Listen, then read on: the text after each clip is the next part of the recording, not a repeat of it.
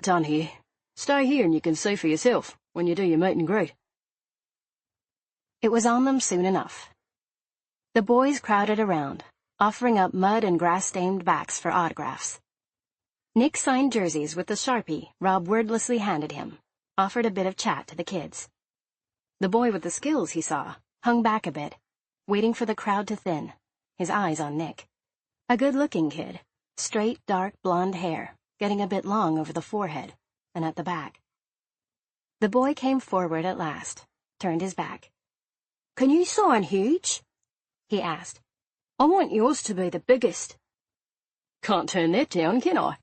Nick answered good-humoredly. "There, straight across. Nobody'll miss that." "Thanks." The boy stood aside as Nick signed the jersey of a boy with a comical mobile face and a mop of wild red curls. "I saw you hurt your leg last week," the blond boy offered as Nick finished. "Has it got any better? Will you be able to play in South Africa?" "Not too bad," Nick assured him. "Bit of a croc's eye, that's all. Be right as rain by Saturday." Which wasn't strictly true, but it was the kind of niggle you expected, midway through the season. "Would you run though normally?" the boy asked hesitatingly. "When you have a bye like this, I mean? If you weren't injured? On your days off?" "Yeah, I would," Nick answered. "See, Graham told you," the blond boy said triumphantly to his red-headed friend. "Graham said you just rested." "But I said you have to keep training, if you really want to be good." "You're right," Nick said. "Plenty of blokes with talent. You have to have more than that, if you want to make it to super level. Takes a fair bit of discipline. Do you do some training yourself, then? You're pretty good." The boy flushed with embarrassed pride. "Yeah, I run before school lots of days, with my mum. She likes to go too," he hurried on to. "Eat it with you, and we can talk once Zach goes to bed." "All right," she agreed reluctantly. "I guess it's better to do it now. And I don't have enough to feed you, too." Zach appeared in the kitchen doorway, dressed in a pair of faded all-black pajamas that drooped over his hands and feet. "You aren't leaving, are you?" he asked Nick anxiously when he saw him standing. "You said you'd come see my room." "Just going for a takeaway," Nick assured him. "I'll see your room afterwards, I promise. Chinese okay?" he asked Emma. "Fine," she answered distractedly. "Not too spicy for Zach, though," she added as an afterthought. "Chicken and vegetables, something like that." "See you both in half an hour, then," he promised. He was afraid she wouldn't open the door to him on his return. He wondered what he was doing, planning on sitting down to dinner with her. He'd been so angry when he realized what she'd done. His first impulse had been to go straight to his lawyer. But in the end, he'd decided to talk to her first. Claudia hadn't seemed too fussed at his being out this evening, luckily. She had to work late as well, she'd told him. He wondered now why he hadn't told her about Zach. Well, he hadn't been sure the boy was his, had he? Yes, he had, he admitted to himself. The birthday, those eyes, and most of all, the way he'd moved. He'd known from the moment he'd seen him on the field, some flash of recognition. But he wanted to learn more before he discussed it with Claudia. She had a way of looking at you, so calm, so sure. He was so unsure himself just now. He wanted it straight in his own mind before he shared the news with her. Emma had changed out of her work clothes during his absence, he saw, when she opened the door. She was wearing some kind of lacy light blue pullover over a pair of worn, faded jeans that clung to her slim legs. With the makeup washed off, she looked more like the girl he remembered. Softer, younger, and her feet were bare, narrow, the long toes with their nails painted pink. He felt his pulse give a kick in spite of himself when he saw the silver toe ring. She had literally made his own toes curl, he remembered. He had a quick vision of how she'd looked one afternoon when he'd come back to the Boree after a swim. On her back, her head toward the foot of the bed, legs up against the wall, slim ankles crossed as she read a paperback. And that silver toe ring. She had been wearing a little dress that had fallen down around her hips to reveal her bare legs. But she hadn't been wearing it for long, and she'd looked so good when he'd pulled it off, had shivered under his hand. He forced his mind back to the present, smiled down at Zack. Chicken and veggies, as promised. Beef, too. But I brought some pot stickers as well, because they're my favourites. Mine too, Zack said happily. Pot stickers are yum. You have good taste, it's clear. Eating in the kitchen? He asked. Got a nod from Emma in return. Water okay? Emma asked him as they sat down to eat, indicating the glass at his place. You don't have a beer, I suppose? Sorry. You used to not be averse to a beer, as I recall, or the odd bottle of wine. Expensive, she said briefly. Okay. He turned to Zack. So tell me about your team. Playing Ripper, eh? They didn't have that when I was a kid. You tickled? Zack asked, eyes wide. Yeah, Nick smiled. we tackled. Think it's better now. 9's soon enough to start getting bashed in the head. I guess, Zack said doubtfully. I want to tickle though, and I want to kick, he added fiercely. I really want to kick. Rob said you had a good boot, Nick agreed, spooning out another large serving of beef and veggies. Zack had a good appetite, he saw, but Emma ate of children's books. The simple assembly was the only furniture in the room, other than the bed and a small dresser. No room for a desk, anyway. I got money from Grandma and Grandpa for Christmas and my birthday, and I'm saving up for a big set, Zack was saying now. A Lord of the Rings set. That's my favourite. Do you want to see? In the catalogue? Yeah, I do.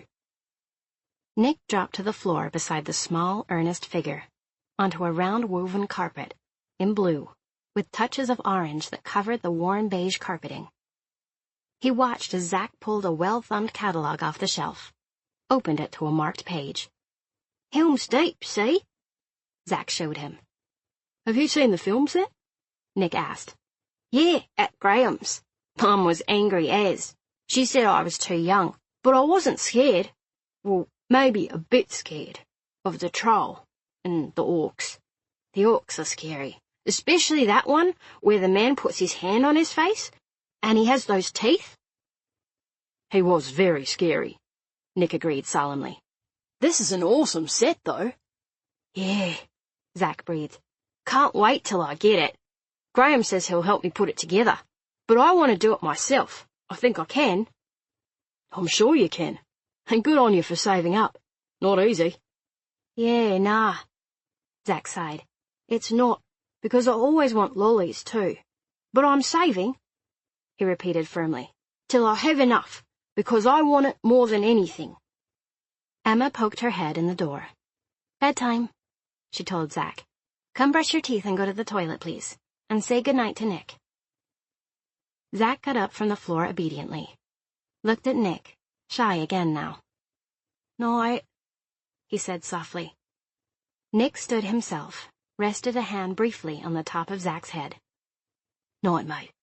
And we'll make a plan once I'm back from Cepha for that kicking lesson. I promise. I'm a CAD operator at Morrow and Associates, the engineers. Okay. I guess we need a DNA test, right? And a court order? Why? Because I'm his dad, and I want him to know it, and to do what's right. No, she said immediately. No, you're not telling him. Not now. I have a right, he insisted. A right to support him, and to be there, to have him with me. A right you haven't exercised for more than 6 years, she flashed back. Because I didn't know, and now I do. A DNA test means all 3 of us need to be tested, I reckon. And then we go to court. I'll do it whether you cooperate or not, he threatened, his tone flat, his eyes intense. Better to do it this way. I won't tell him now if you really think better not. But I want to get to know him, and for him to know me, and to pay what's right so he doesn't have to live here. His quick glance took in the scarred tabletop, the faded old lino. This is Northcote, she said angrily. He's going to a Tier 9 primary school. I'm spending half my salary for this place that you're looking at as if you're seeing a cockroach. He moved his hand impatiently, as if he were literally brushing her objection aside. We can do this the easy way, or we can do it the hard way. I don't want to get into a custody battle with you. I don't want to make Zach's life harder, or yours either. But I'll do that if I have to, if you make me. She leaned back, her face going pale. You wouldn't do that. I don't want to, he said, shame overcoming the anger. Come on, Emma. We'll do the DNA testing. I'll find out what I have to do to establish paternity, I guess it is. And then we'll go from there. But you won't tell Zach, she said, searching his face. When it's time, it needs to standing in her wedding underwear. Wedding underwear, she thought savagely. Maybe she should offer that to Karen, too, along with David. Wrapped up in a big red bow. White running shoes, khakis, dental floss and all. Good luck with that. She wrenched off the lacy white bra and thong, threw them across the room. They weren't even substantial enough to make it to the opposite wall, fluttering down before they'd got halfway. No chance, anyway. Karen would never be able to get into them. So there she'd been. She hadn't been able to stand staying in her parents' house on what had been supposed to be her wedding night, facing their concern with its clear undercurrent of disappointment in her failure to make her life work as neatly as theirs always seemed to. Their obvious opinion that, once again, she'd proven to be a failure, a screw-up. She'd given up her room in the flat she'd shared in preparation for moving into David's sterile modern flat in Newmarket. So convenient to the university and easy to keep clean.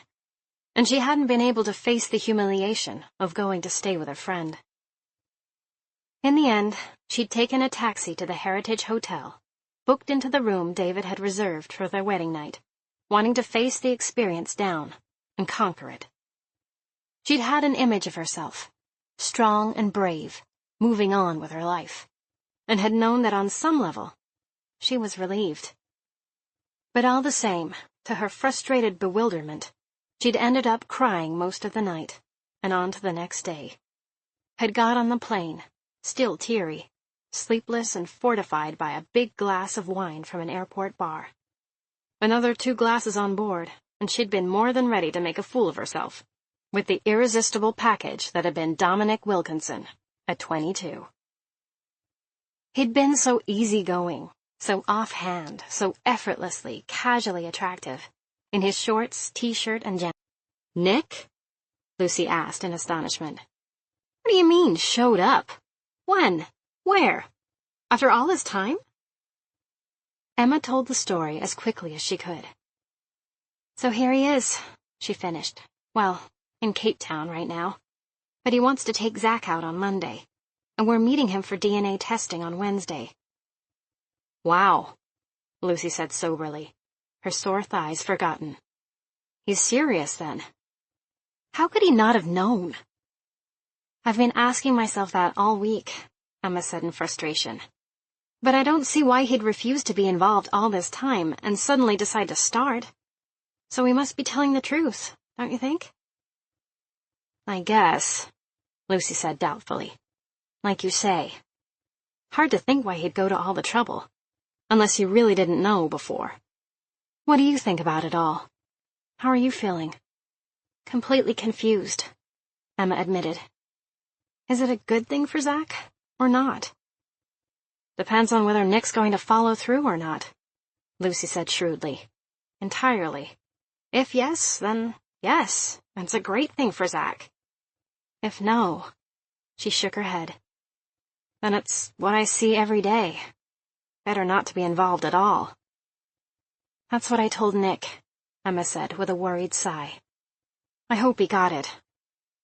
And that's Zach, Lucy said. How is it for you? Me? How do you mean? Lucy shot her little sister her best exasperated scowl. This is me, your labor coach. Remember whose name you yelled out? Not mine, despite the fact I was the one going to those stupid classes with you, hauling around those big pillows like a fool. I know what a torch you've carried for him." "That's all over," Emma said. 6 years gone. "Are you sure?" Lucy pressed. "He hasn't got any worse looking in that time.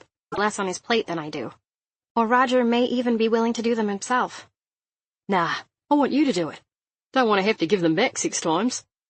"Shh," she hissed, shooting a quick glance to her right.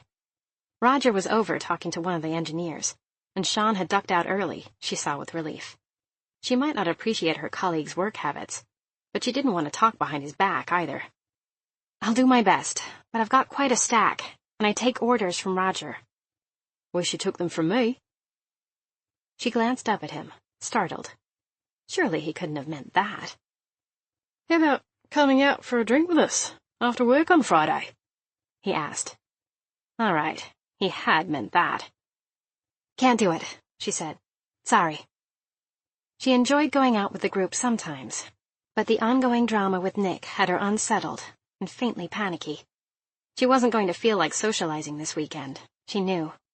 She just wanted to go home and be with Zach. Ryan took himself off at last. Emma cast a quick glance around for Roger, then checked the text on her mobile. Nick. "Got Zach. Back around 6. She set the phone back down, looked at the clock on her monitor. 4:30. She was leaving on the dot today. With luck, she'd be across the bridge and home by 5:30. Time enough to change and be a bit more composed by the time he brought Zach home. Be ready to meet him again. She took a deep breath and finally opened the document. She wouldn't have time to finish it tonight after all. She couldn't worry about that now, though. Keep plugging away. Do what she had to do right now. That's all she could do. All she'd ever been able to do. "Mom!" Zach burst in through the front door. "It was brilliant!" He kicked his shoes off impatiently, dropped his rugby boots next to them before struggling out of his jacket. Nick followed him in, grabbed the jacket and hung it on the brightly painted rack next to the door, treading water. "No fair," she protested, still breathing hard with effort. "We aren't done." "I was winning anyway," he pointed out. "Decided I didn't want to wear you out this way." "Maybe I had a burst of speed left in me. Did you think of that?" "Nah." He was pulling her with him now, side-stroking toward shore. "Think you'd better accept it. You lose, and you know there's a price for that." "Oh, yeah?" She got out through the rush of excitement as he reached to hold her, the water shallow enough for him to stand here. "I didn't agree to any rules like that." "I just changed them," he told her, that gleam in his eyes again. She tried to stand herself, realized the water was still too deep for her, and held on to his broad shoulders instead, as his mouth came down over hers, in a long, heated kiss. "What are they, then?" she asked, playing along, when he pulled his mouth from hers again and moved his lips over her cheek, his teeth closing on her earlobe. She had her legs wrapped around him now, her hands stroking over his shoulders and back, loving the feel of the shifting muscle under her palms. She bit his neck with an open mouth, felt a pulse jump there as she licked the salt from him. What? He asked, distracted, his hands cradling her bottom, rubbing her against him through the layers of wet fabric, each movement of his body bringing with it another flicker of sensation where he touched her. "The rules, for when I lose." She licked again, used her own teeth. "You take your togs off," he decided, "and then give me the prize, which is whatever I want." "Oh," she sighed. "Those are some pretty harsh rules. But I guess, if I have to—" "Oh, you have to," he assured her.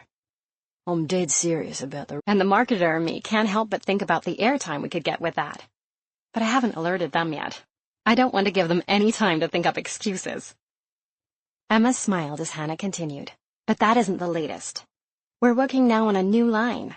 Kids' things. For boys, too, but mostly for girls. Emma's eyes lit up with excitement. Merino kidswear. Oh, how fun! Skirts, she thought aloud. Cardigans. Ooh, stripes and ruffles at the edges? Exactly.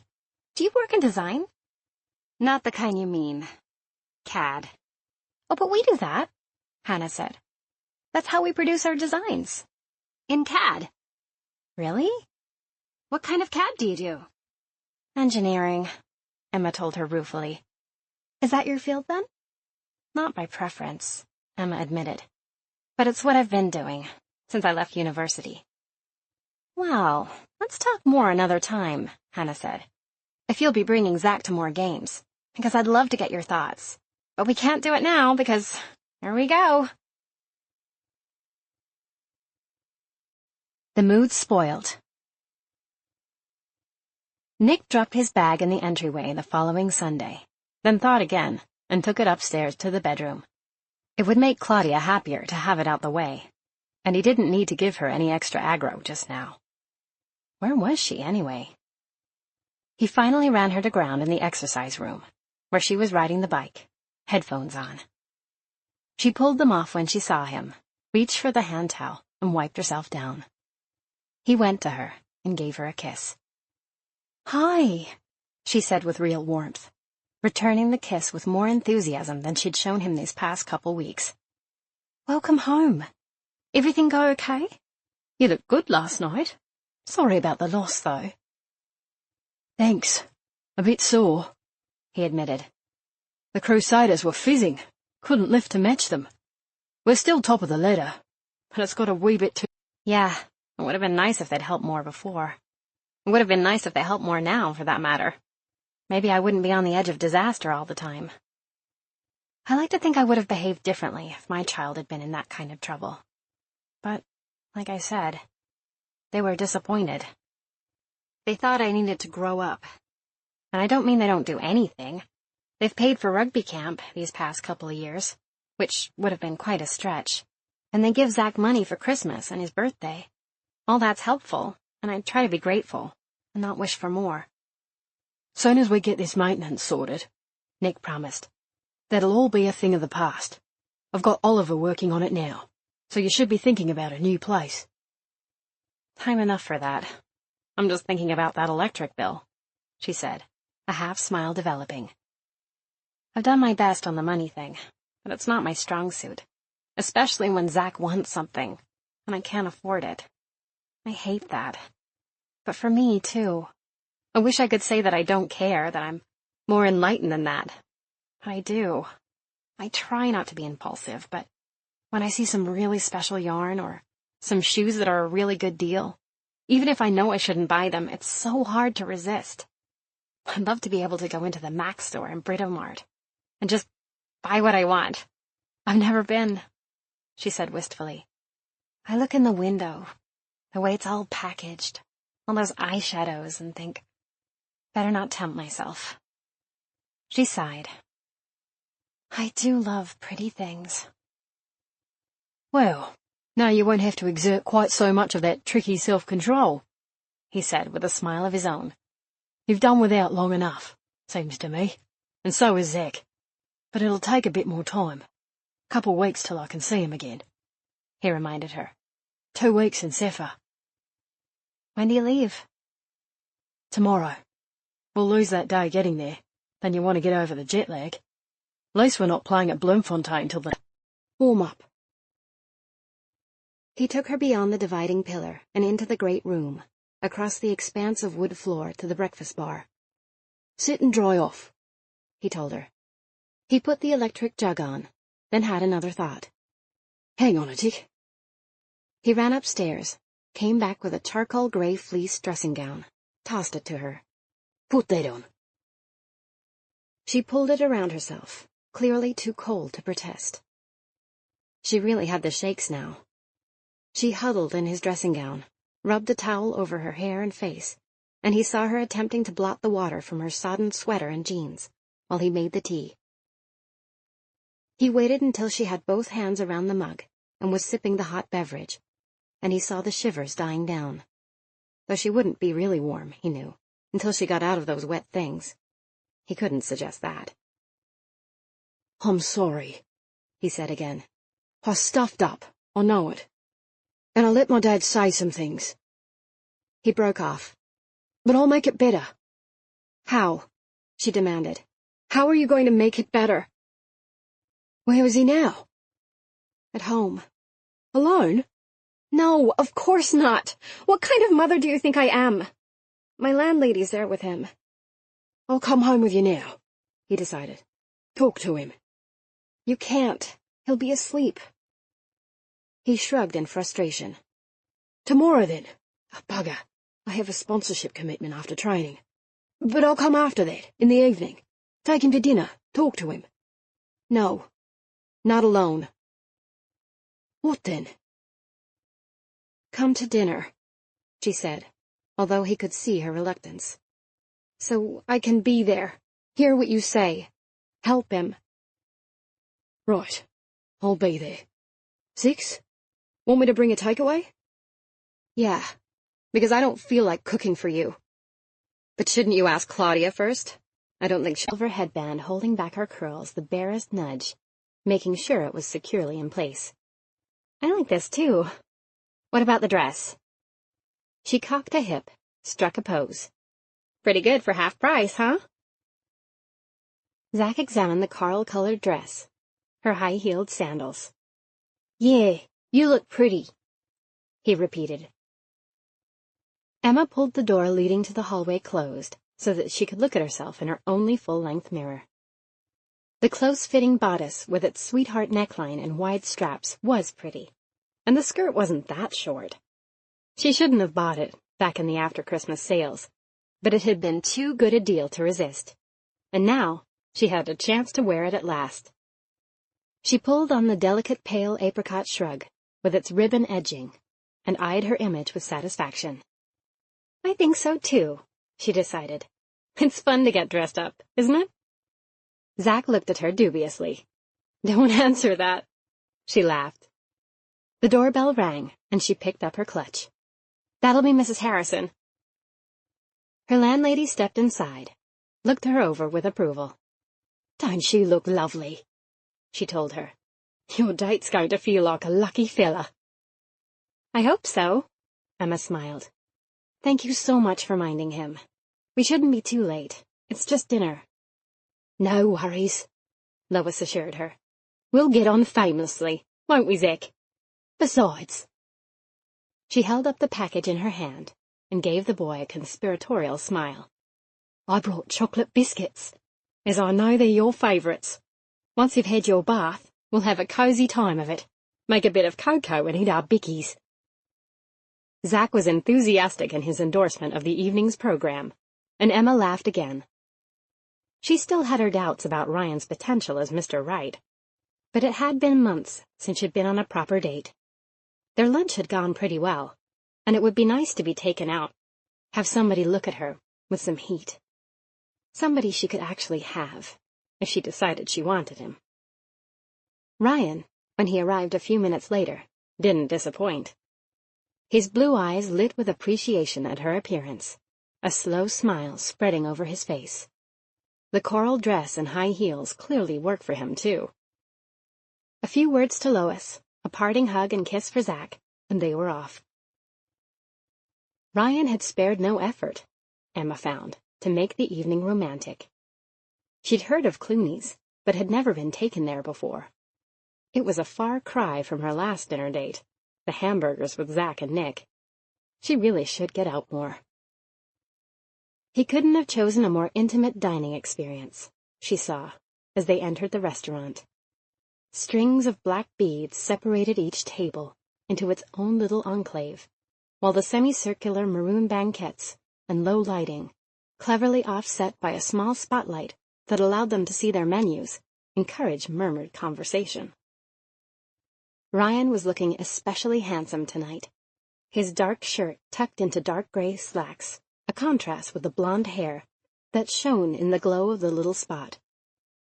He kept up a flow of conversation, mostly about his work, as they drank a spicy, savory Marlborough Pinot Noir that had her taste buds humming in delight, and ate their small but exquisitely presented portions of meat and vegetables. So I decided they'd just have to extend the deadline. Sometimes you have to push back a bit, don't you think? He was asking now, his hand touching hers lightly to make his point, his foot shifting, coming to rest against her own. She considered, taking another bite of her salmon. She left her hand where it was, but moved her foot. She wasn't quite ready for sexy games under the table. Well, I'm not in a position to do much pushing back, so I can't really say. That's what I like about you. His arm around her now. Think you can fix me a cuppa? Sure. She still had that vague sense of unease, but he was attractive. He was clearly interested, and a little fooling around was just what she needed. She was out of practice, that was all. Not out of practice wanting Nick, her mind whispered. That was just memories, she reminded herself firmly. Long gone and best forgotten. Time to set them aside for good, and this was her chance to start. She opened the door with her key, let Ryan in behind her, shrugged off her jacket, and hung it up as she called a hello to Mrs. Harrison, ensconced on the couch with her paperback. The older woman carefully slipped a bookmark into place, then rose to greet them. How'd it go, Lois? Any problems? Emma asked her. No worries.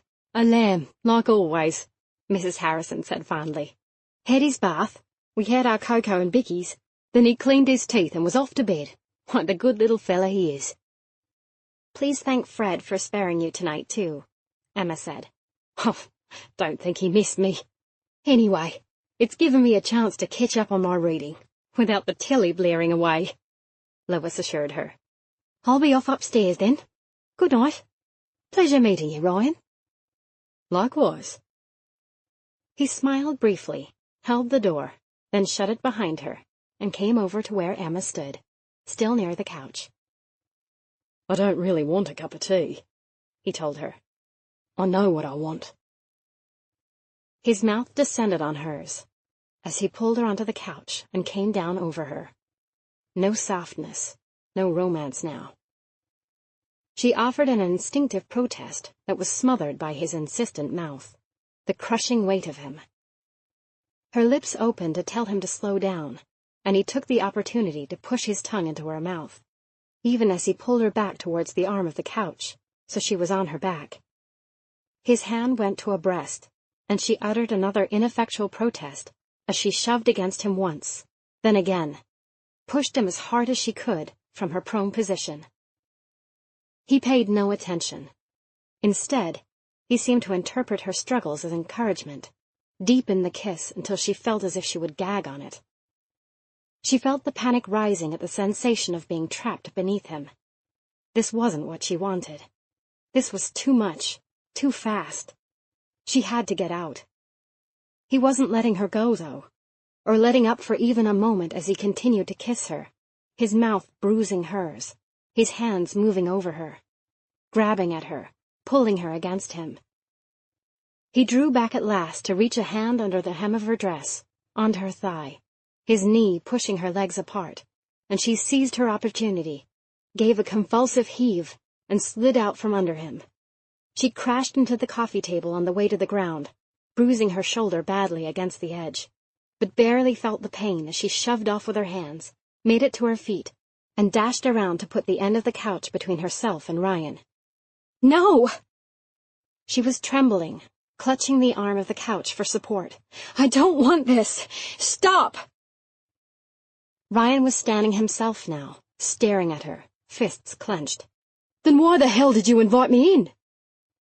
Not to attack me! Was he going to grab her again? She couldn't tell. She gave a fast glance around her. She could hit him with the lamp, if he tried.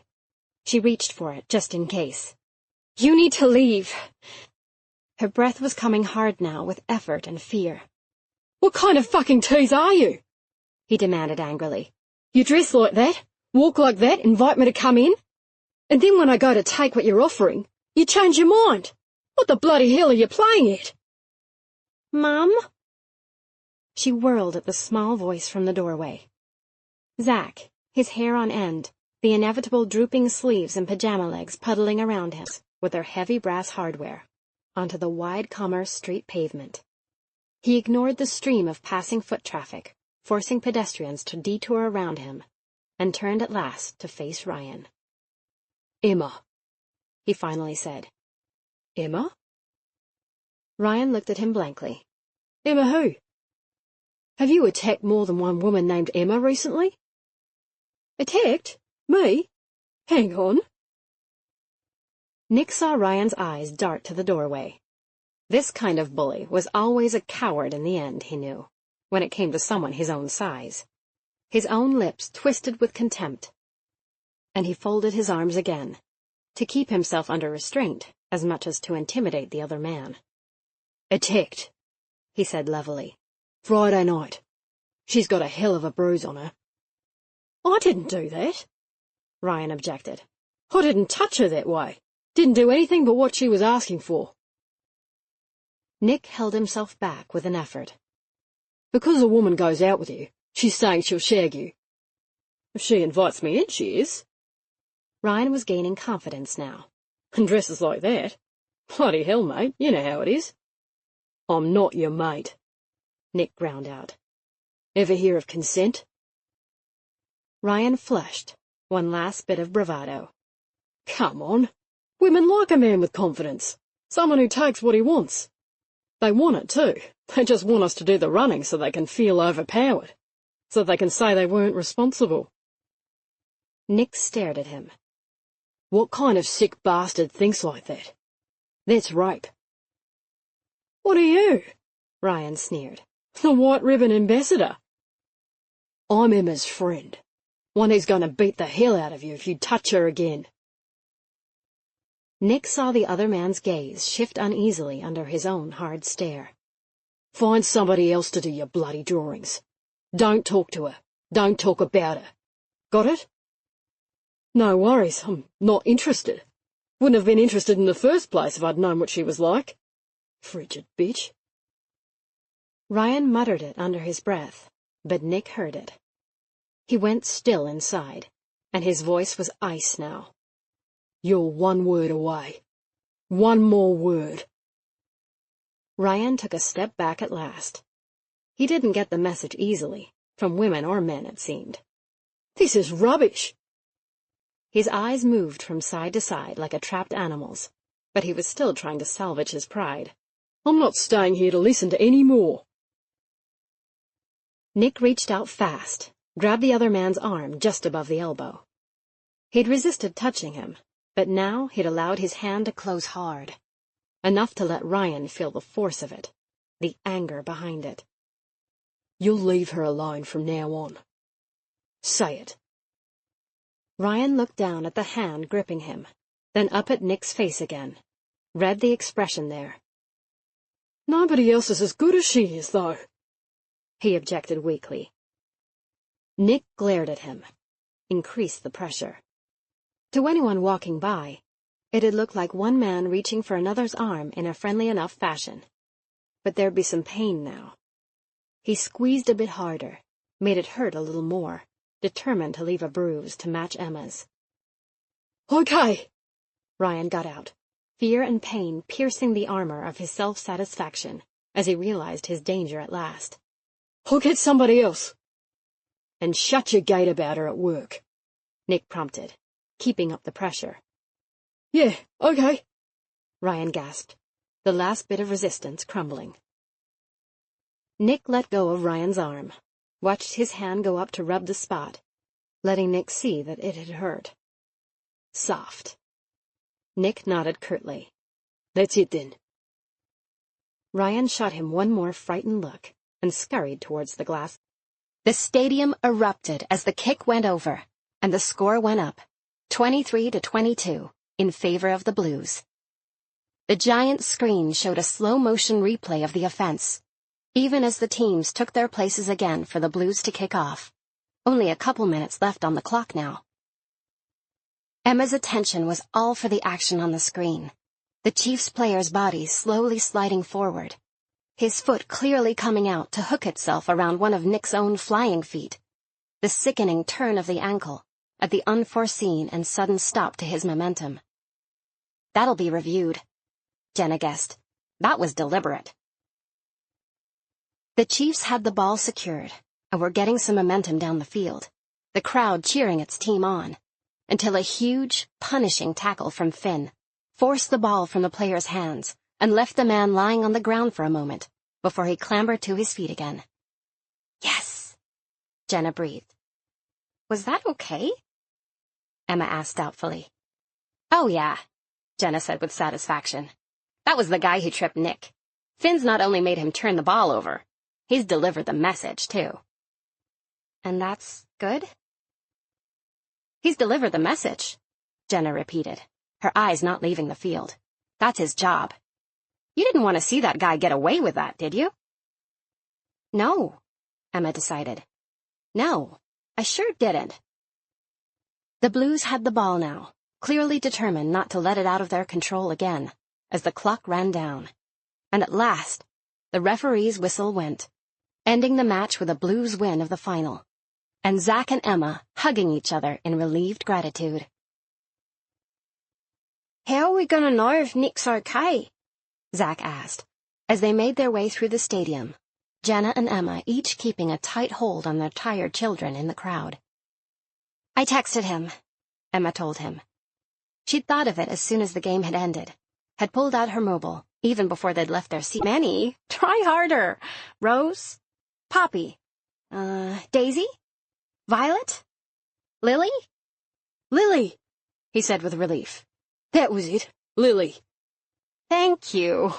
I'll ring Jenna tomorrow, Emma planned, and see if I can take Sophie and Harry off her hands.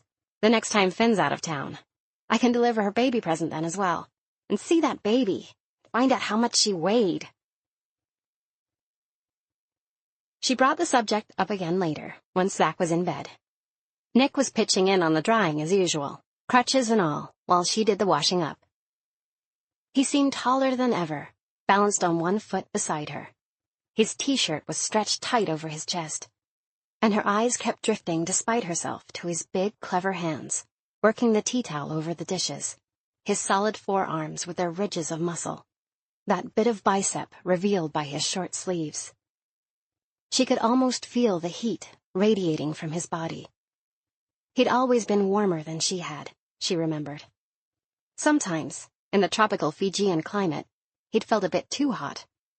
But now, in a New Zealand winter, that heat would feel so good against her skin. The All Blacks will be in Australia this week, right? She asked, trying to give her thoughts another direction. You've got the schedule memorized, I see. They'll be gone from Wednesday morning. Back Sunday. I'll see if I can take Jenna's kids Saturday then. How are you feeling about not being with the team? Is it pretty bad? I'm gutted, he said bluntly. Injuries are part of the game, and this one wasn't too bad. Being knocked out of the cup now, that would have been a real blow. But you always hate being left behind. On the other hand, it gives me a chance to spend some time with Zach. I was thinking about a few days at my batch, just outside of Lee. School holidays now, right? And you said you were taking a holiday yourself next week. Right, she agreed cautiously. But I don't have a clue if you're trying to send me a message or not. So I'm just going to come straight out and ask. Oh. No, unless... No, I wasn't meaning to. He sighed. I was afraid of that. Good night, then. She smiled at him. Too sweet. Too soft. He reached for her, kissed her on the cheek, wanting so much more. His lips brushed her skin once again. Then he lost the battle and gave her a soft kiss on the lips, held her close for just a moment more before he released her reluctantly and stepped back. Good night. Another smile, and she turned and walked to her bedroom. He watched her go, saw the outline of her bra strap under her snug little shirt, the smooth lines of her bum under the tight, faded jeans. Either she wasn't wearing anything under those, or it was a thong. Either way, it was making him ache. And he was going to bed alone. What are we doing today? Zack asked the next morning, when he and Graham were sitting at the scrubbed wood table with their bowls of Weet-Bix. Are we going to the beach again? Or in the glass boat? I was thinking about the cave up in Waipu, Nick said. see the glowworms, do a bit of exploring. What do you reckon? Anybody scared of the dark? A cave? Zack said. Sweet as, huh, Graham? Yeah, Graham agreed. cool. Is it safe? Emma asked doubtfully. And is your ankle up to it? Course, long as we have torches. I've been there before, Nick assured her. more than once. I know the twists and turns of it. And I'll wear my ankle brace, Mum. You coming to make sure of it, or would you rather stay here? I'd like to come, Emma decided. It sounds fun.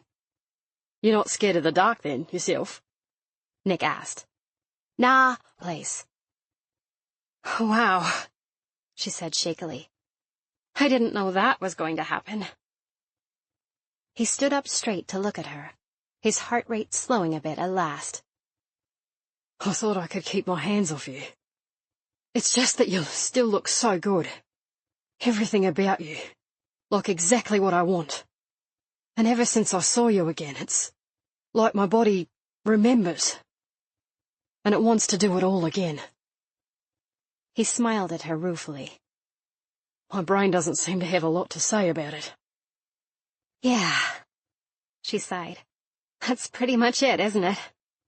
But not now. Not with the boys right there. I think we'd better go back inside, get our own showers, and find a couple of chaperones to keep us under control. For now, anyway. Angel Wings.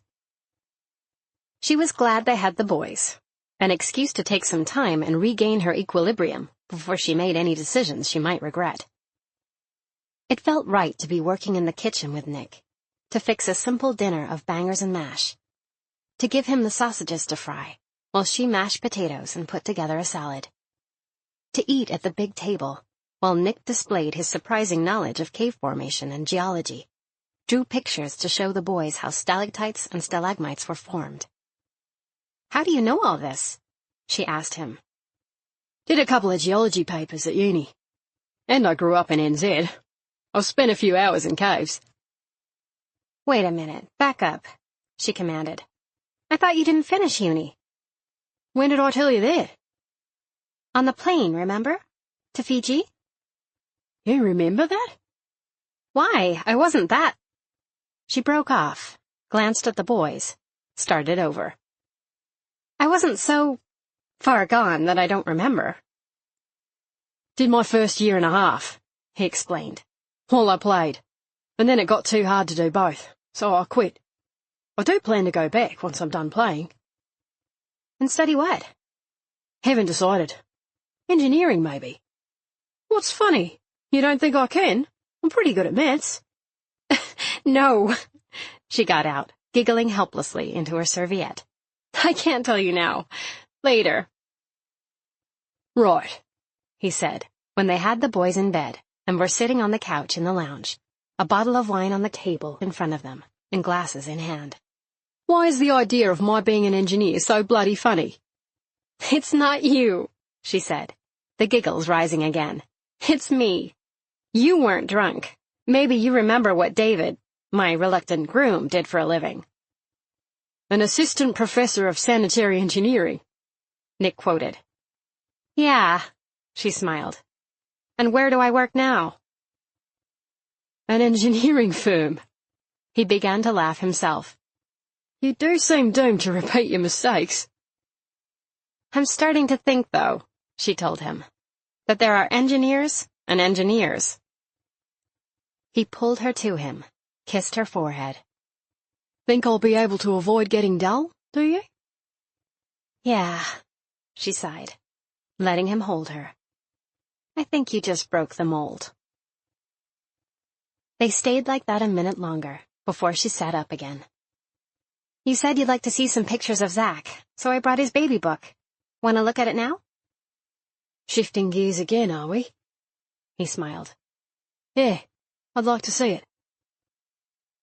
She got up and went into her bedroom, came out again with the scrapbook. You spent some hours on this, Nick commented, as she opened it to Zach's newborn photo.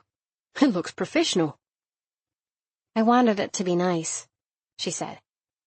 I wanted him to have it when he was grown, and to know that he was wanted, loved, asked, turned again to see her there, on the bed.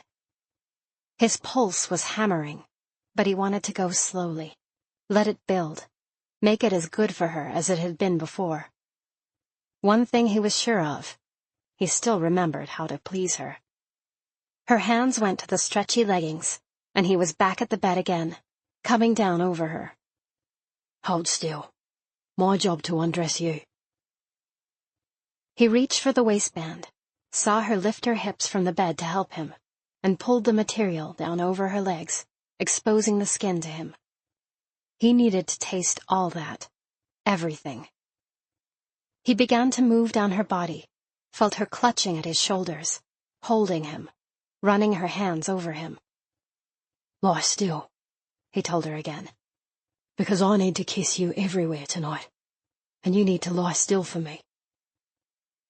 He was at her breasts again, lingering there, moving lower, running his hand over the band of peach lace at her hip, down her thigh, then up her inner thigh, the skin like silk, slowly now, drawing it out, making her wait until, at last, he settled his hand over her, rubbed, felt her jerk at the touch, the dampness of the fabric under his hand.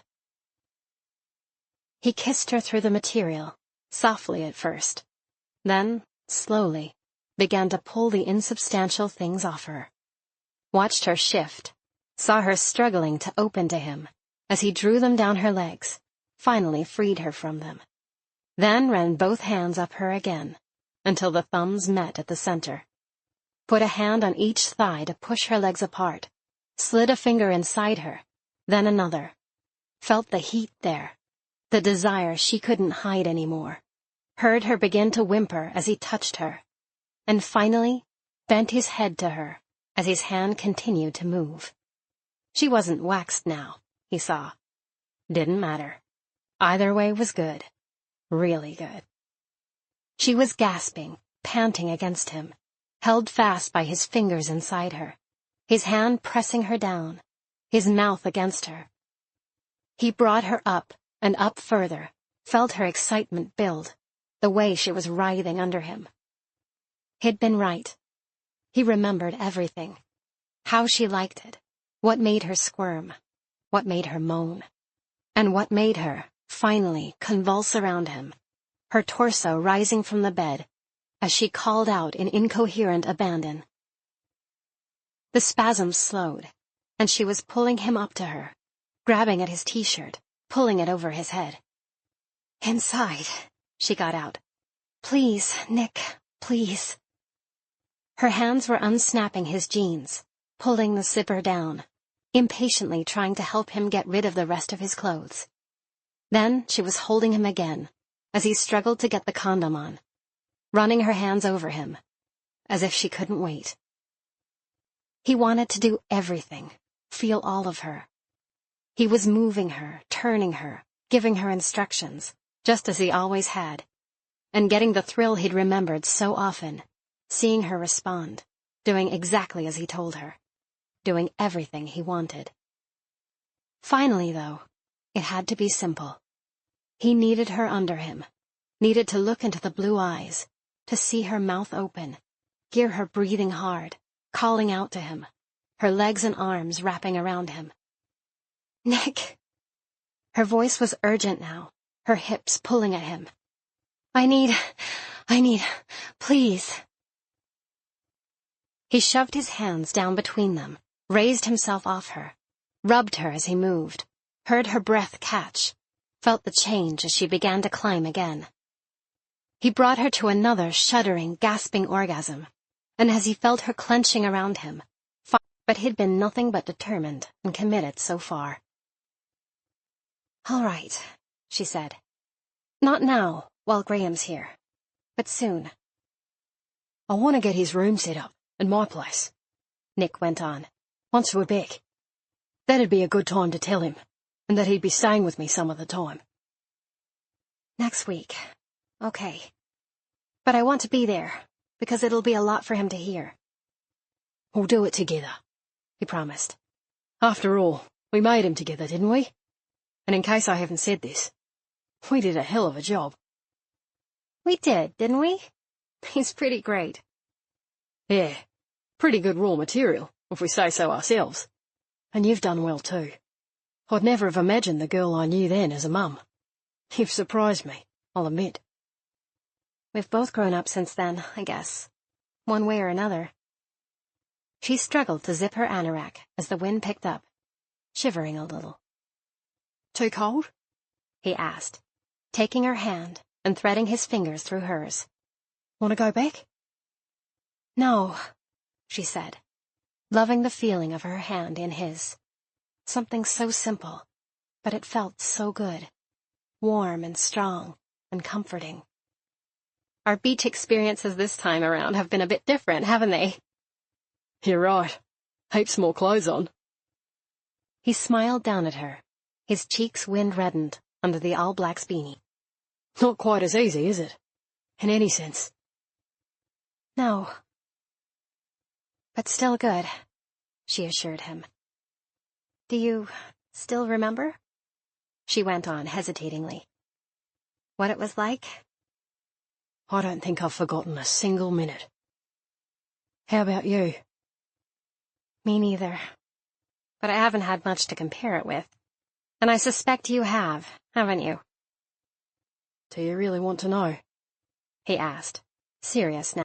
She couldn't help it. She wriggled a little, and he noticed. She could tell. He raised a hand for the bill, laid down his credit card. Maybe I won't get that sweet after all, he told her, as the waiter took the folder away again. Because there's something else I'm going to want tonight, and I need to save a bit of room for it. She felt his eyes on the silk of her skirt, the length of her legs during the walk through the restaurant. He held the door for her, took her hand for the trek to the car. Okay walking in those shoes?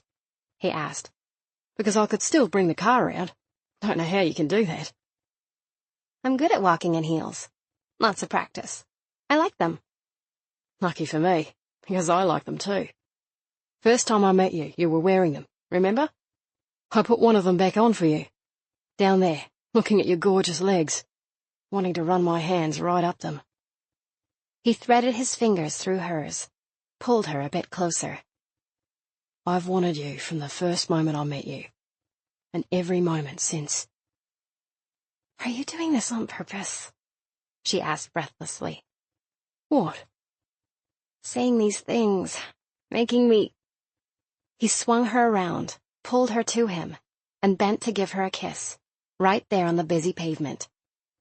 It got away from them, heated until he was holding her close against him. Her hands were around his neck, and she was kissing him back, lost in it, oblivious to the passing pedestrian traffic. What? He asked at last, smiling down into her eyes. What am I doing to you? You know, she breathed. And you are doing it on purpose, making me feel like this. They reached the car, and he saw her into it before going around and getting into his own seat. He reached for her again, ran a hand up her inner thigh, all the way to the top, said in satisfaction. That's brilliant. That's gorgeous. That's how I want you. He reached around the back of her skirt for the zip, pulled it down, then eased the silky material down over her hips, over her legs, until she was, finally, naked beneath him. He stood back, still fully dressed. She looked up at him, felt her arms being stretched taut, saw the hunger on his face, and was nearly undone. I thought about tying your legs down too, he told her, reaching down to run a slow hand over her body, making her shiver, her body straining into his caress. Down her arm, over her breast, her belly, her thigh, and still, maddeningly, not where she needed him most. Like my very best fantasy.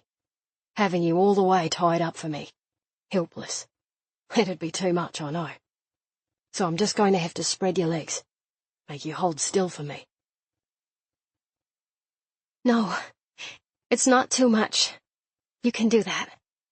You can tie me down. She got out through another surge of excitement. Her torso rose from the bed, and she shuddered, her legs moving apart, as if of their own volition. You won't be able to move once I do that, he warned. She couldn't answer, could only whimper and shift, her back arching, trying to get closer to him. She needed him so badly now she was burning with it, aching for it. He didn't ask again, just grabbed at something beyond her vision. Then he was fastening the tie around her ankle with a quick jerk, pulling it toward the post at the foot of the bed, stretching her out, tying her down, then moving around to do the same thing on the other side, before standing over her again, looking down at her where she lay, open to him. He'd lost everything sideways, the way someone once promised me he could do. I did, didn't I? Took a while to make good on that, but I reckon I've done it now. You have, so I guess you're entitled to look that smug. I don't think I'm going to be forgetting this night in a hurry. No cobwebs?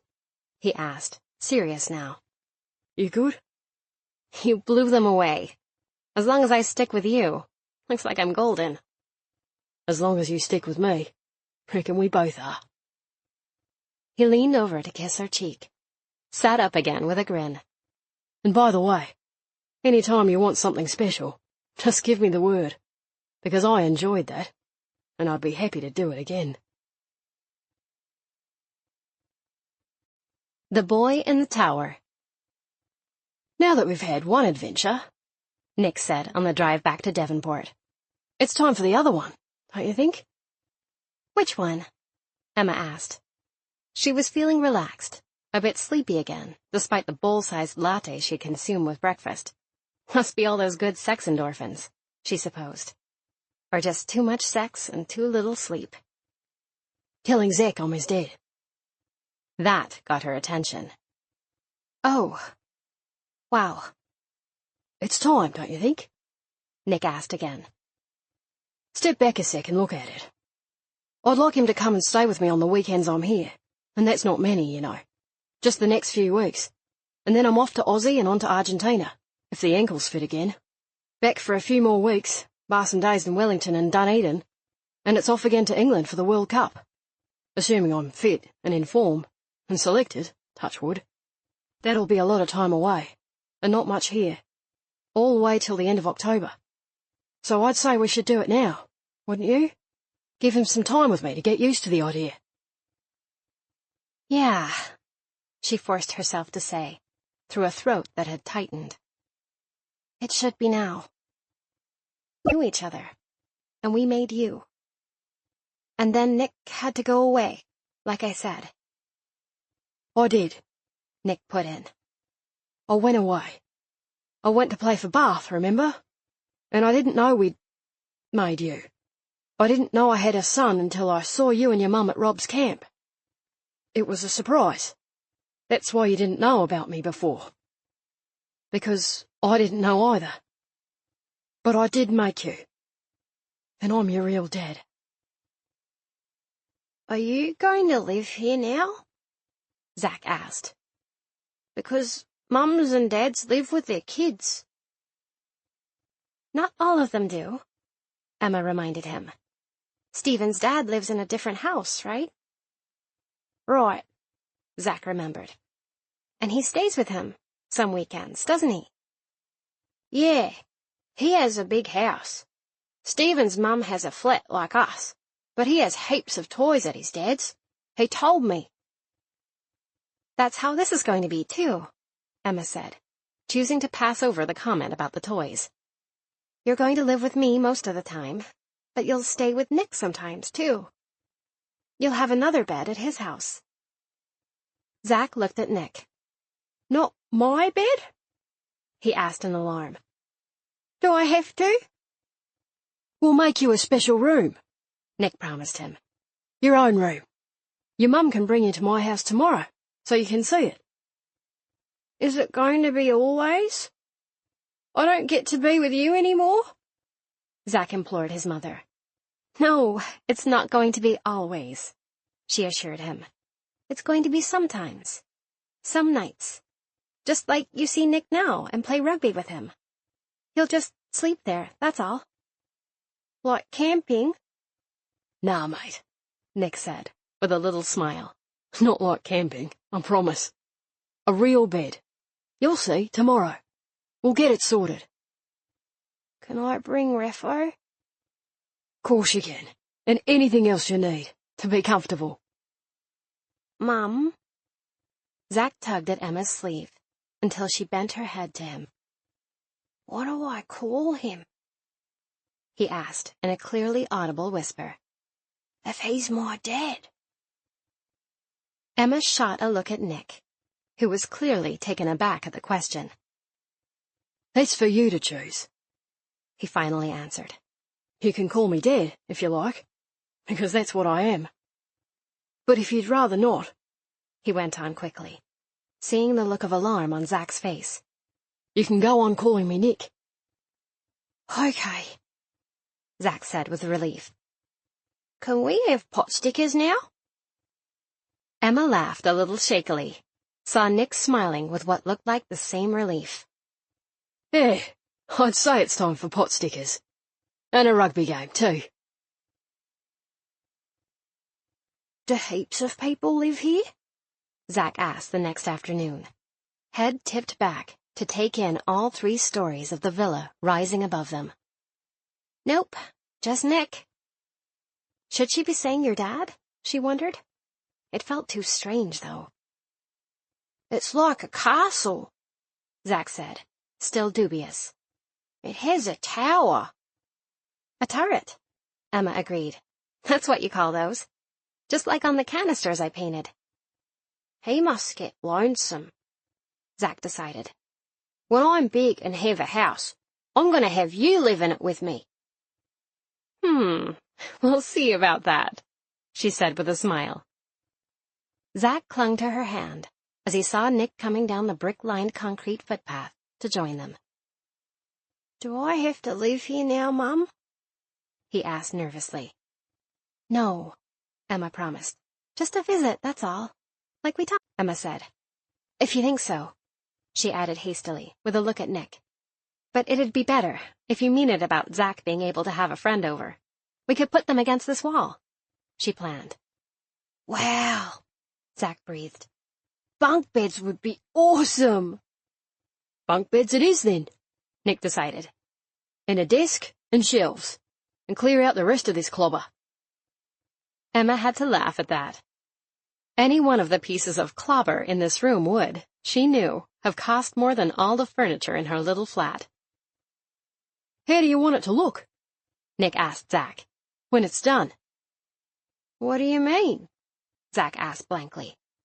I mean, decorated, Nick explained. The paint and that. Want the walls white like they are? Or colours, like at your mum's?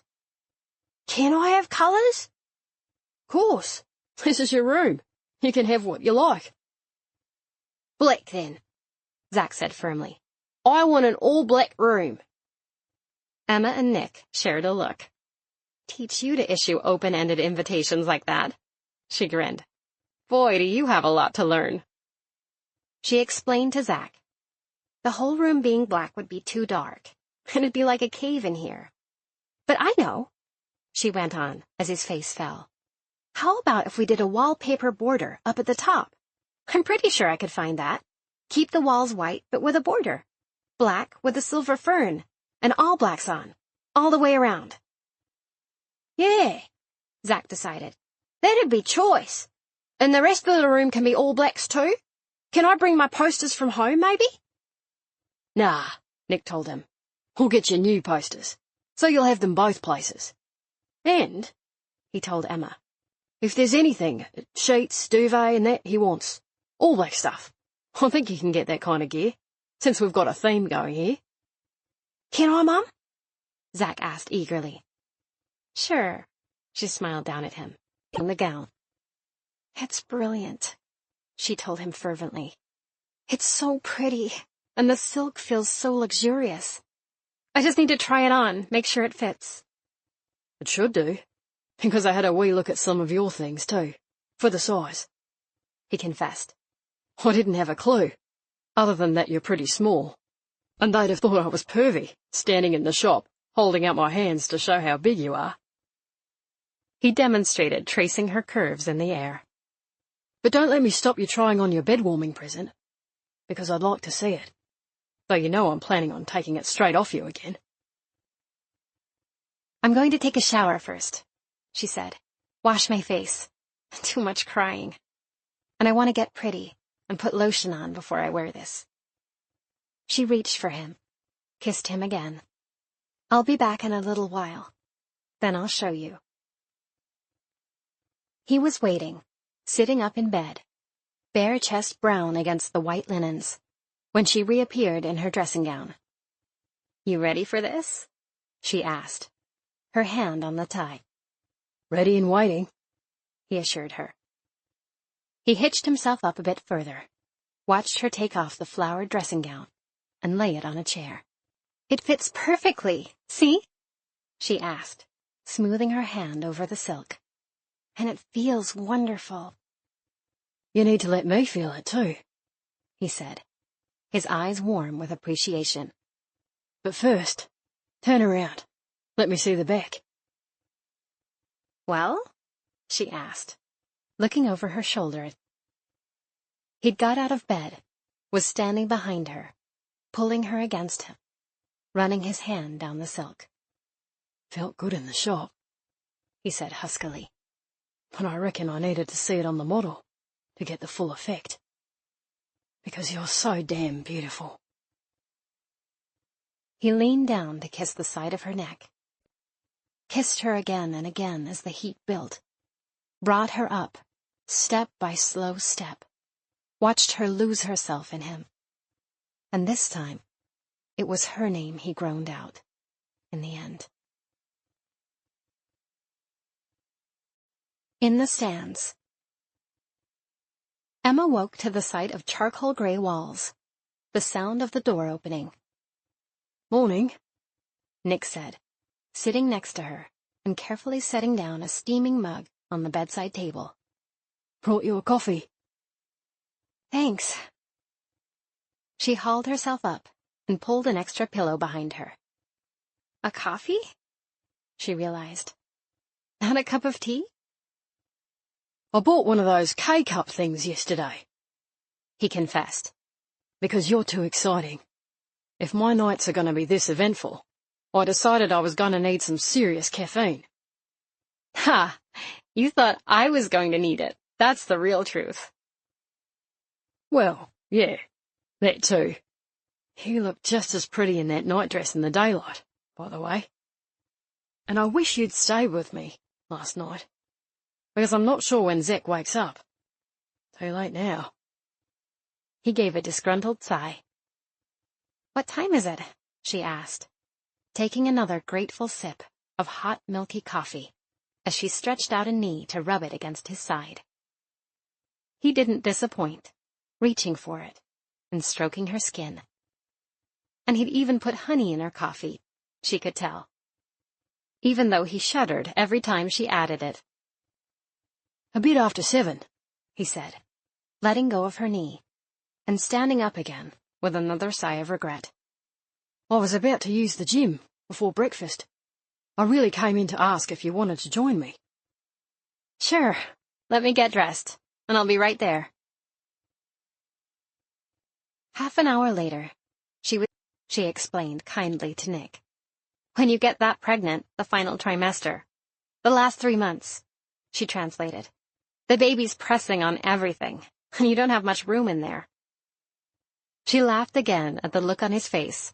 Go get the beers, she told him. Escape before we start talking about hemorrhoids. That had Rekka laughing as well, and Nick scooting off in a hurry. He's facing a fair learning curve, I can see, Rekka said, as Hannah and Kate leaned forward to join the conversation. What did we miss? Kate asked, eyes sparkling. Because I'll bet Rekka's got it all out of you, Emma. Come on, catch me up. You're as bad as Rekka, Kate, Hannah told her. I swear, you're becoming Maori yourself. Show a little Pakeha restraint.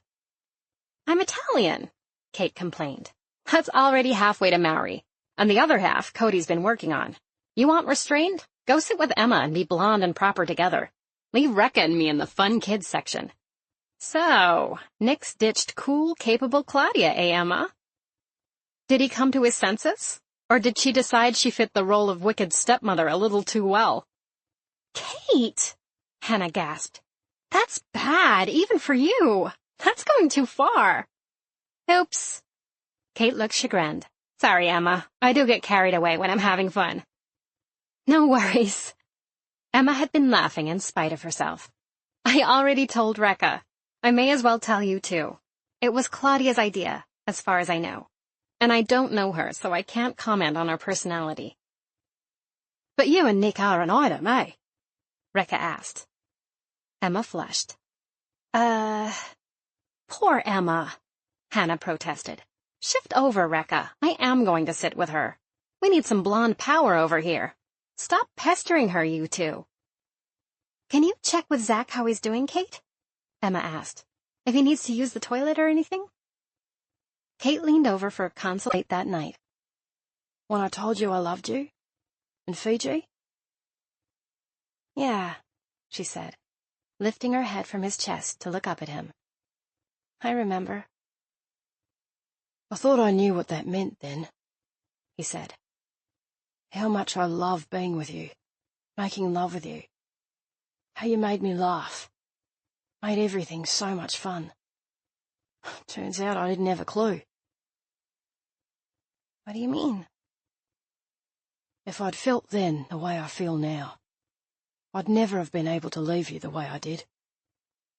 Because it's so much more than that, isn't it?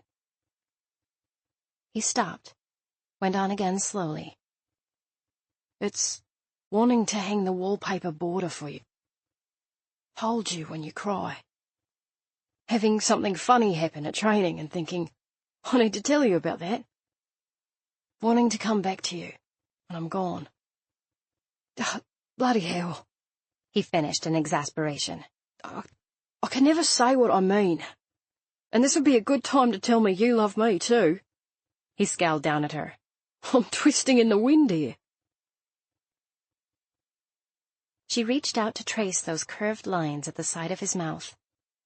Lines that had been faint back then, were etched into his skin now by time, and work, and the countless hours of training in the sun and wind, and smiling.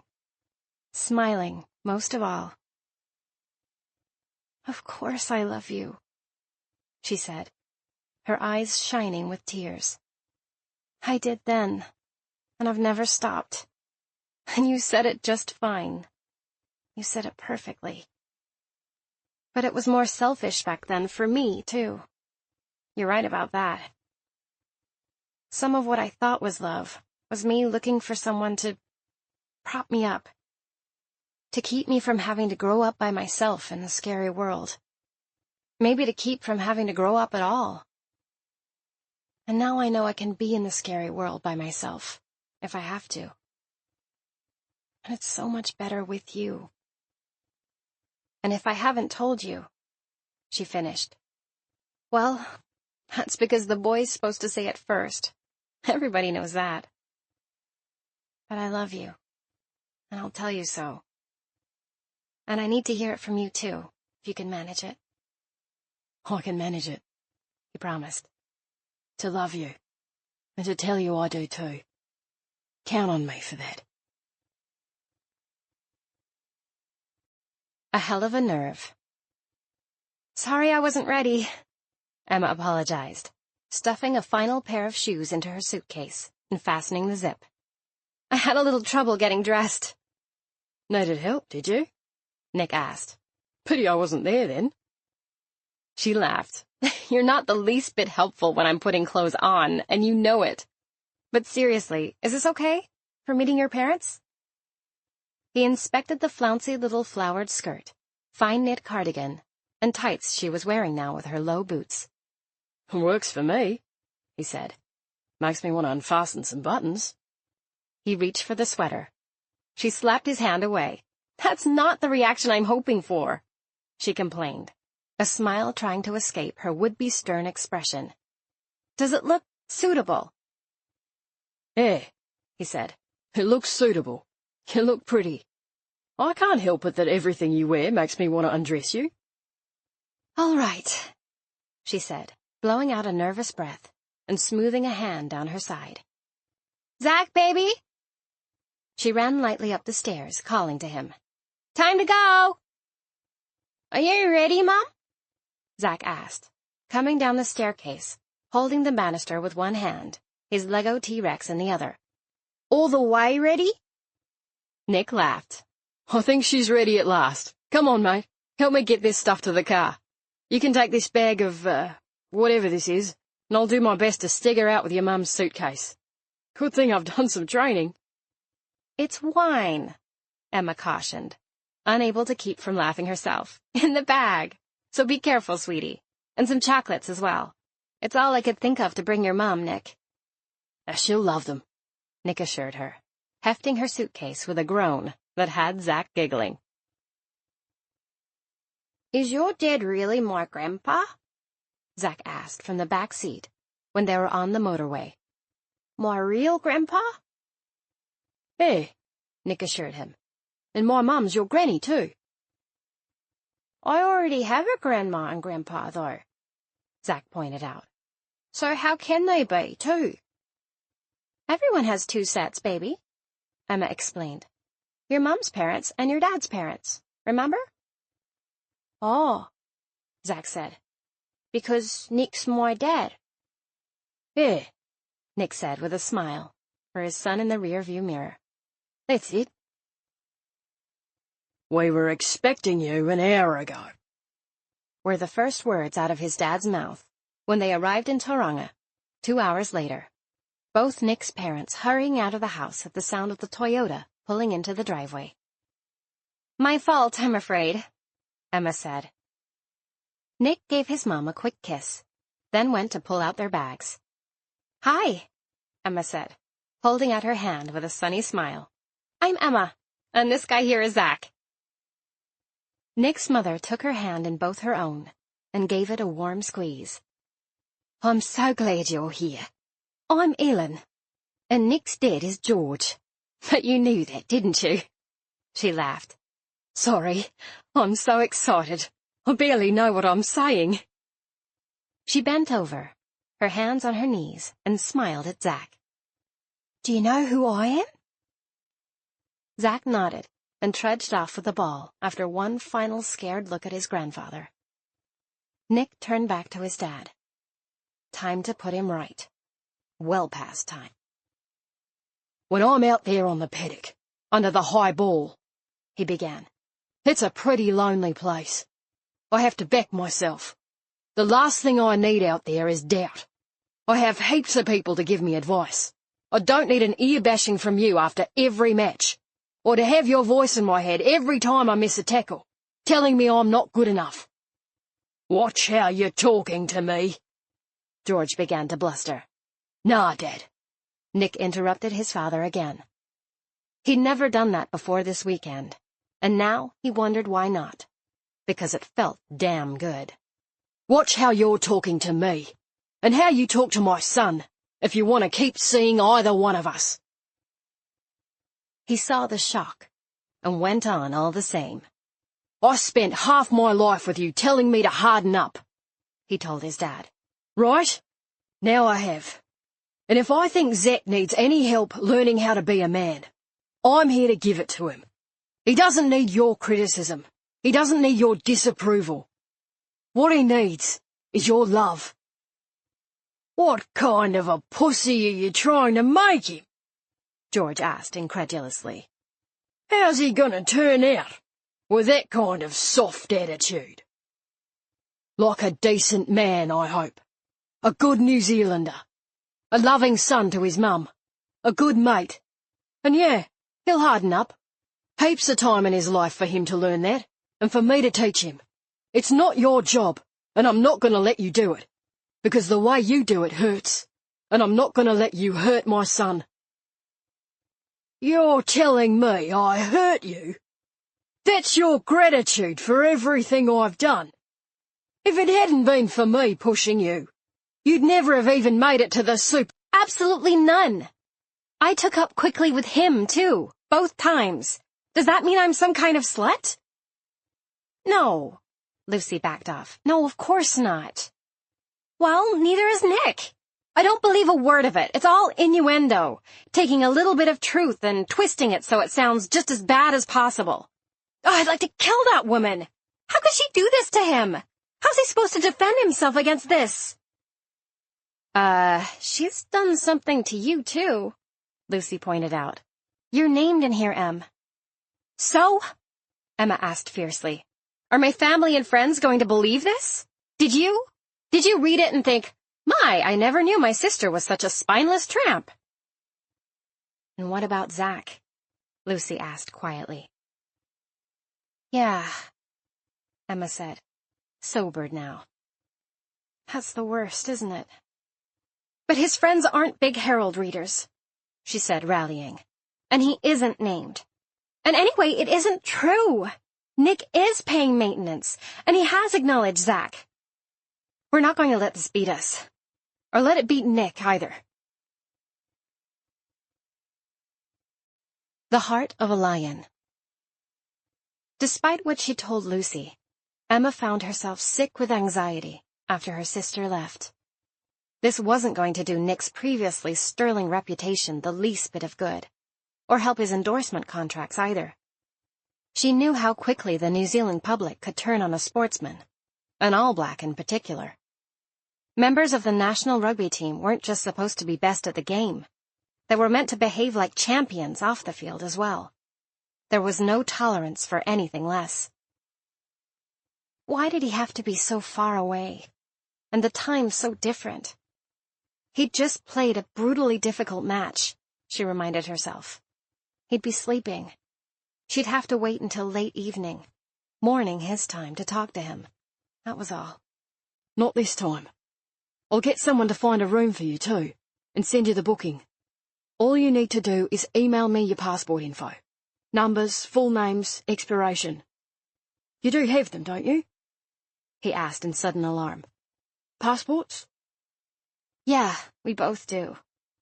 Tomorrow morning? I'll have to go into work, she realized. I can't do it on the phone. It's going to take some time to sort all the projects out, and I don't know what Roger will say. I don't know what'll happen. Whatever happens, it doesn't matter. Because I'm here for you. You know that. I do, she said. I know. And I'm here for you, too. Lucy was already asleep when Emma rang. What?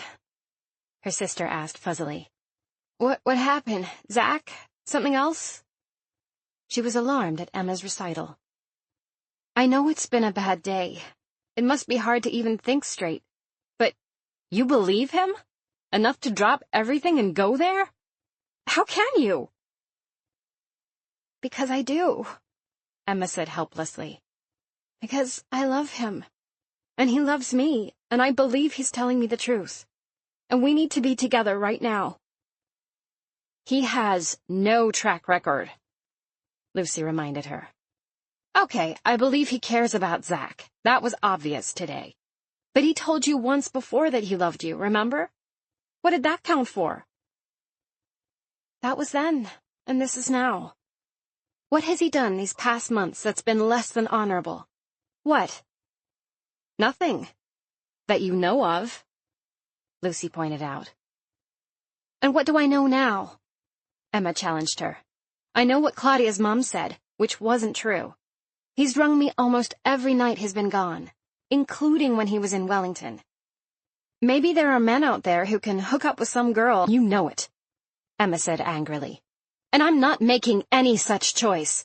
You're the one putting it that way. All right, I don't get the perfect attendance award like you, because I have a son and a damn life. But I get more done than anyone else, you know I do. And I haven't missed any more time than Sean. Probably less, in fact. I've never used any more than my benefit, other than that 1 year when Zach and I both had the flu. We couldn't help that, and we can't help this either. I've sure never missed work because I was hungover, unlike plenty of people in this office. You can't say I don't put my work first, and you can't do this.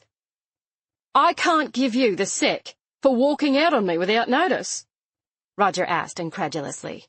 Too right I can. No. She could feel her hands trembling, her breath coming fast. But she looked Roger straight in the pale blue protuberant eye. He looked like a cane toad, she decided. An ugly, nasty, warty cane toad. She was shaky with exhaustion and emotion, furious, and suddenly, just plain fed up. She'd had enough of Roger, of this place, of this job that sucked her soul dry every single day. You can't, because I quit. You've wanted to get rid of me from day one, because I'm better than you, and you know it. You're jealous, and you're a bully, and you're pathetic, and you're a lousy manager. So you know what? You can take this job and shove it straight up your ass, because I quit. Roger gaped at her, his lips actually quivering with rage. Emma saw Sean stifling a fit of the giggles behind him. Others had turned to gawk as well now. She stalked to her desk, grabbed the framed photo of Zach. What else did she need from here? Not a damn thing. Let the next unlucky occupant have the bottle of Panadol. Lord knew they'd need it. Don't think you'll ever work here again. Being sorry for me. Poor Claudia, being dumped for somebody else. I was never angrier with Mum than after she did that. I've had a few words with her about it, making me look like you're a fool. You're not that. You were never that. You're nobody's fool. And whatever you say, it was still a decent thing to do. And a tough one, too. And I appreciate it more than I can say.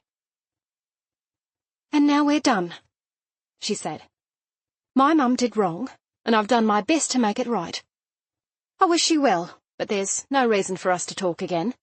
Don't ring me, and I won't ring you. It was one thing to make decisions in the heat of the moment, Emma found, and another thing entirely to think about them in the darkness of an airliner, her entire being dragging with exhaustion. 25 hours in the air. 2 more spent slumped in a tiny waiting room at LAX between flight legs. Zach sleeping, with his head in her lap.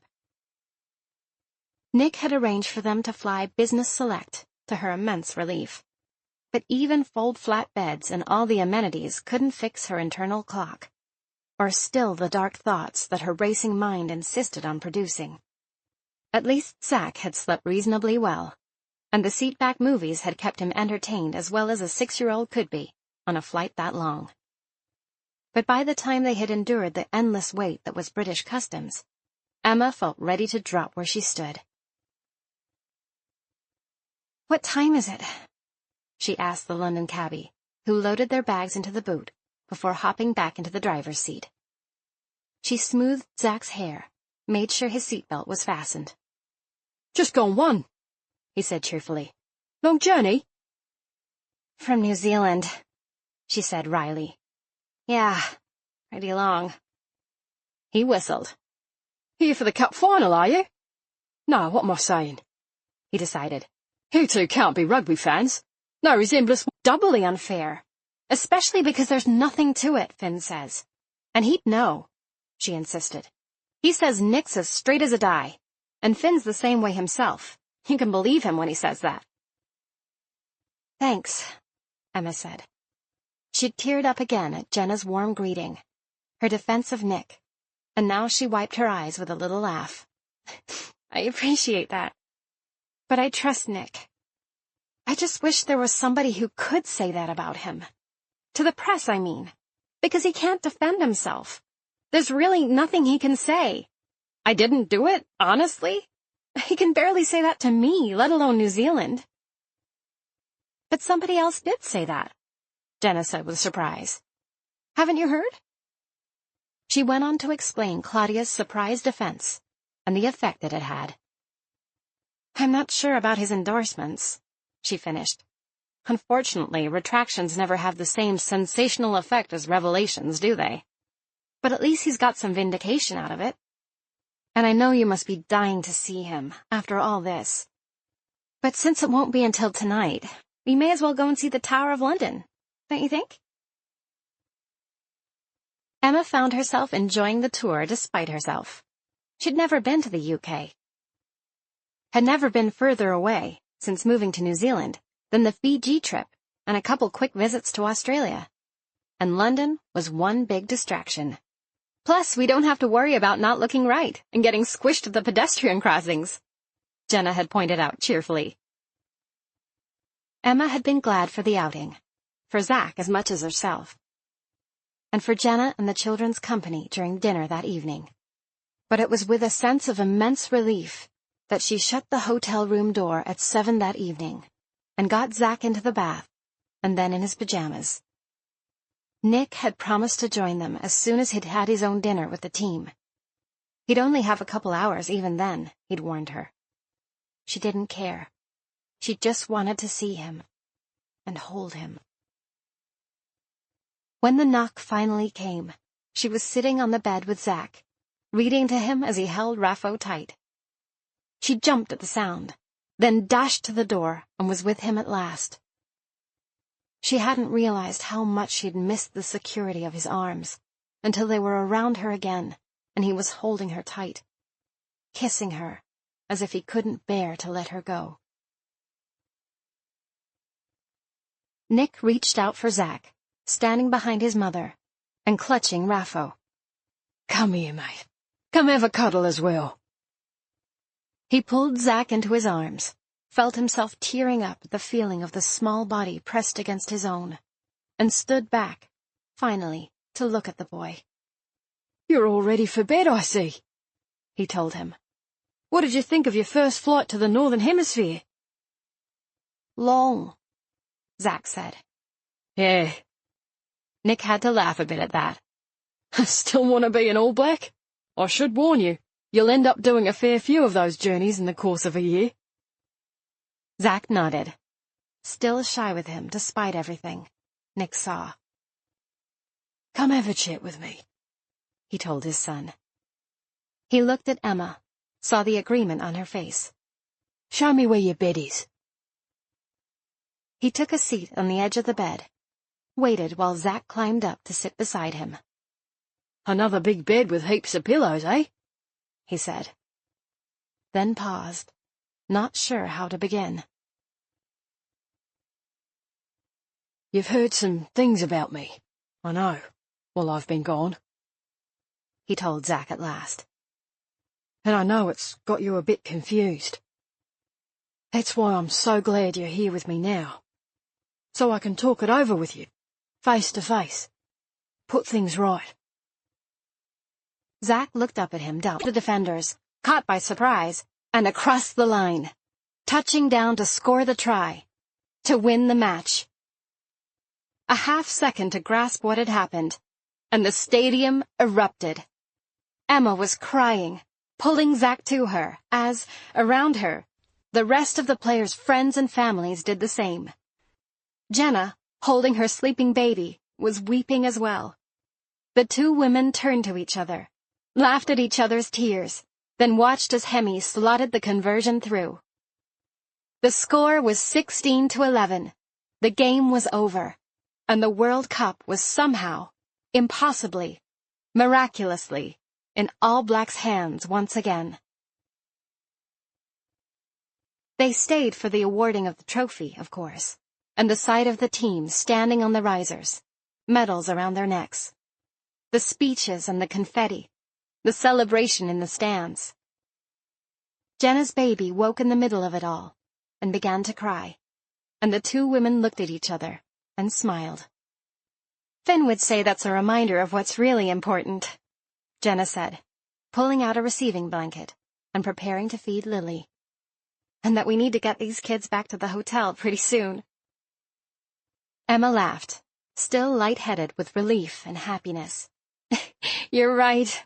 It's after 10, and Lily's not going to be the only one crying any time now. waiting back at the hotel for Nick, putting Zach to bed, then unable to sit still, turning the TV on, then off again. It was after 3 by the time she heard the knock, and by then, she had at last fallen asleep.